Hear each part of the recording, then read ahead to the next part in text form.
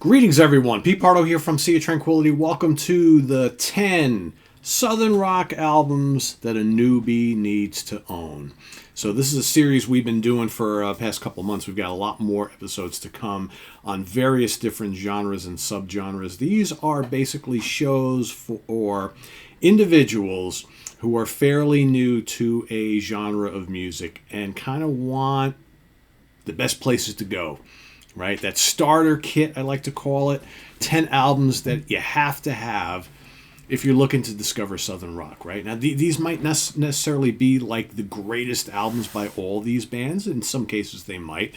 But they're a good place for someone to go to get their feet wet when you're looking to discover Southern rock for the very, very first time. Some must-have albums, right? There's other great albums to go after these. But if you digest these and you like these, you've got a world of choices to follow afterwards that may include other legendary classic records. I would argue that pretty much everything on my list today is a classic record. May or may not be the definitive albums from these bands, right? Arguable, because everybody has their favorites, right? But these, for me, if you want to get into Southern rock for the very first time and start your Southern rock collection, you really can't go wrong with any of these albums, right? I'm going to do them in chronological order. First, before we start, what is Southern rock, right? Southern rock is basically an American phenomenon. Started up down in the South, down along the bottom half of the United States of America. I usually look at it as Texas going all the way to Florida, including Georgia, Louisiana, Arkansas, Mississippi, right? The Carolinas, all those states in there. Generally speaking, that's pretty much Southern rock. There are other bands who do sort of a similar type of music that maybe came from the West Coast, but that's more like kind of like a West Coast thing. It's not really Southern rock. It has similarities, but I tend to, when I'm talking about Southern rock, I tend to go Texas to Florida and Georgia and everything kind of in between bottom half of the states, right? That's generally what I look at. So, and this style of music encompasses blues and country and boogie and rock and roll, maybe a little bit of gospel, sometimes a little bit of jazz, very guitar-oriented music. It's rootsy, in some instances very hard rockin', in other instances more kind of like country rock, right? But it's very Southern in nature. And a lot of times you'll see lots of, besides the guitars, you'll see some of these bands love lots of guitars and guitar solos, but you'll see like piano and Hammond organ and flute and maybe harmonica, saxophone, right? Other instruments are used. And a lot of eclectic bands in the Southern rock genre. My list is full of them. A lot of these bands are very different from each other. Some have similarities, right? But I think these are 10 albums that you really can't go wrong if you're someone who says, you know what?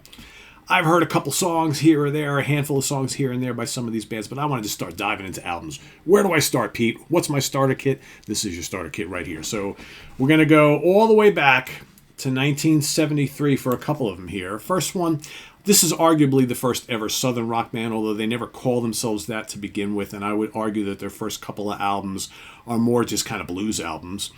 But the seeds for what became Southern rock certainly comes from these guys. That would be the Allman Brothers Band, and I'm going to go with Brothers and Sisters from 1973. Could have picked the first three albums, right? Could have picked Live at the Fillmore. Again, those are more kind of blues albums, but I think here is where the kind of the blueprint for a lot of bands to follow would kind of happen. Of course, this is after the death of Duane Allman, right? And here also right around the time of the death of Berry Oakley. So, but it's with this album that Dickie Betts coming more to the forefront from a songwriting perspective and kind of injecting his guitar playing skills into the band, adding that kind of little country element into their music. Still very blues based, but here you got blues and country and pop and little bits of jazz and just a very exquisite album that I think a lot of bands to follow kind of took similar paths. Again, not to discount the Allman Brothers Band album or Idlewild South or Eat a Peach or the Fillmore, because I love those albums. Those are among my favorite albums, right, from this band. But I think this is like their first true Southern rock album. Wasted Words, Ramblin' Man, that's a Southern rock anthem. It's got Southbound on here. The Amazing Jessica, that's a Southern rock instrumental for the ages, right? Jelly Jelly, Come and Go Blues, Pony Boy, right? All sorts of cool stuff on here. This, I think, for a newbie getting into the Allman Brothers Band and wanting to explore Southern rock, I think you kind of have to go here.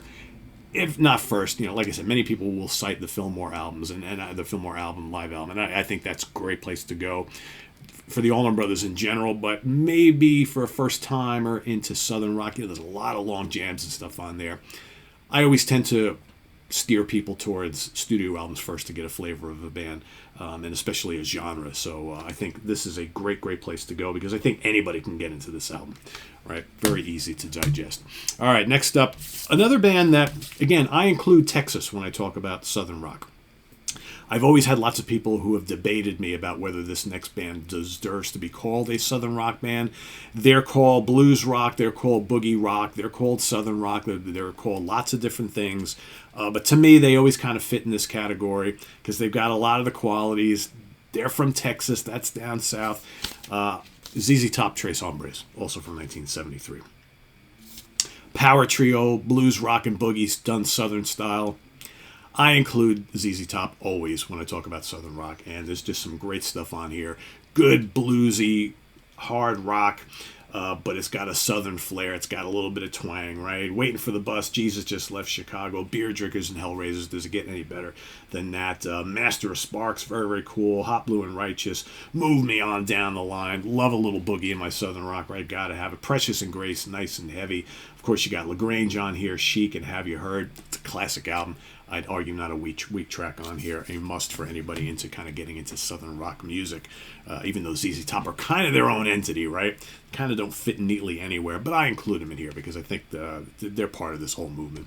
Next up, we're going to go to the debut album from the Marshall Tucker Band, just called Marshall Tucker Band. This band, kind of like what you heard a little bit on the Allman Brothers album, right? These guys are definitely have a big country rock flavor. You got the Caldwell brothers in here. Toy Caldwell, one of the great guitar players of the Southern rock scene. Les Paul guy, tasty melodic player. Right, you got Doug on vocals and just a great play. You got flute and saxophone in their music. Some of the songs rock, but for the most part, these guys are a little bit more laid back, a little bit more country flavor in their music, but still very good. And these guys could jam. If you ever listen to any of their live stuff, they took these kind of songs, these very accessible songs, and sprawling on the live versions. It's got Take the Highway, Can't You See was a big hit for the band. Hillbilly Band, See You Later, I'm Gone, Ramblin'. There's good bluesy stuff on here too, a little bit of jazz. Ramblin's great. My Jesus Told Me So, A.B. Song. Excellent stuff here. Very tasty. They got a lot of great albums. Most of the 70s output from all these bands are really good. Next up, the band that probably always comes to mind when you talk Southern rock, Lynyrd Skynyrd. I've picked Pronounced Lynyrd Skynyrd, their debut album. Could take any of their albums after this before the plane crash. They're all worthy. To me, you got to start at the beginning for Skynyrd, right? Why is that? Well, I Ain't the One, Tuesday's Gone, Give Me 3 Steps, Simple Man, Things Going On, Mississippi Kid, Poison Whiskey, and of course Freebird, right? Most people looking to get into Southern rock probably have heard Freebird, and maybe they're intrigued by that and they want to explore more. So everybody's heard Freebird a million times, but man, the deep cuts on here are just fantastic. And even the more notable songs like I Ain't the One, Give Me 3 Steps, and Simple Man. Terrific songs. Absolutely terrific. Tuesday's Gone is a great little kind of ballad, right? Just amazing. Loads of guitars. Ronnie Van Zant's great vocals. You just can't go wrong here. It's got piss and vinegar and attitude and swampy vibe. A landmark album. Arguably the best album in this entire bunch. Right, maybe next to the ZZ Top album, because the ZZ Top album is one of my favorites of all time. But yeah, that just mandatory stuff. And from there, you can go to any of their other albums. But I always recommend people start with that album first. Another band, big part of this scene from 1975. Going to move up a couple years. This is the Outlaws debut album. All right, another band. So these guys, produced by Paul Rothchild, of course, who worked with The Doors, right? Another band that had like a big guitar lineup, right? A lot of these bands had 2, sometimes 3 guitar players, but their sound rooted in country but with lots of rock influences. Kind of like Marshall Tucker Band, a little bit more rock and a little bit more guitar firepower in their music, but also great at writing just excellent pop songs, right? So here on the debut album, you got There Goes Another Love Song, big hit for the band. Song for You, Song in the Breeze, It Follows From Your Heart, great vocal harmonies. You got a couple of guys singing in this band, which is always a great thing, right? What else we got here?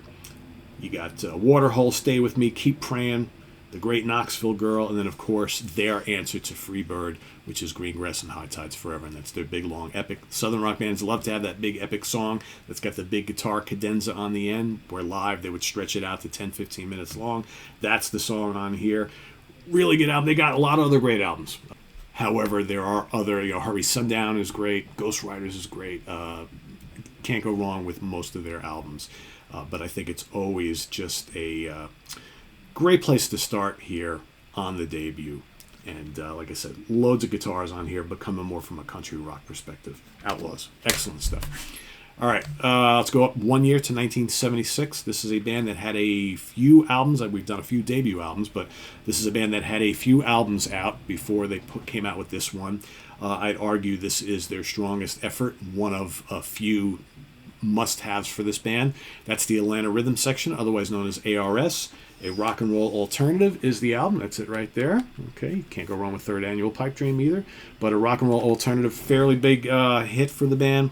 Here's where all of a sudden they're coming up with some cool singles. These guys also were good at writing great catchy pop songs. They had a handful of hits on the charts here in the States that were deviated a little bit from the Southern rock formula. Maybe we can call them kind of yacht rocky songs, right? But here you got Sky High, a great rocker, right? Hitchhiker's Hero, Don't Miss the Message. Georgia Rhythm, So Into You is their big smash hit. That's just a great song. Call it yacht rock pop, whatever you want to call it. Awesome. Outside Woman Blues, Everybody's Gotta Go, and Neon Nights, terrific track. And again, loads of guitars. You got just great breezy melodies. They play funky stuff. They do bluesy stuff. They do pop stuff. Just a band that never really wanted to be pigeonholed in any one style. So all their albums are very, very varied, right? And definitely at times don't even sound like a Southern rock band, but they definitely are. All right. Let's go ahead to 1979. A band that was probably ready to take up the Lynyrd Skynyrd mantle with their debut album.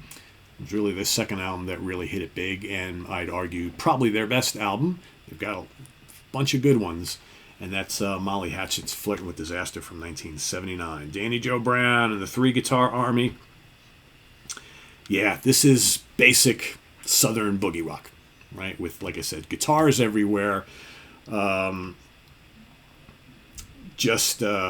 very clean sounding. You look at the album covers, the Frazetta album covers, and you look at the guys in the band, you think, oh, this is big roaring riff rock and whatever from the South. And while it kind of is, the production on these first couple albums is very kind of clean and safe.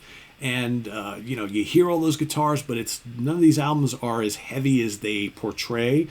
But they have great songs on them, and there's blistering lead guitar work on all of them. And this one especially, this got Whiskey Man, It's All Over Now, Jukin' City, Boogie No More. Boogie is a key component of their sound. The title track, Flirting with Disaster, of course, a big FM radio smash. Good Rockin', Gunsmoke, Let the Good Times Roll, One Man's Pleasure. Very, very cool riffs and solos everywhere, and you got Danny Joe Brown's husky, gravelly voice, which is unlike anybody else. Mandatory stuff if you're looking to get into Southern rock. Molly Hatchet, tremendous band.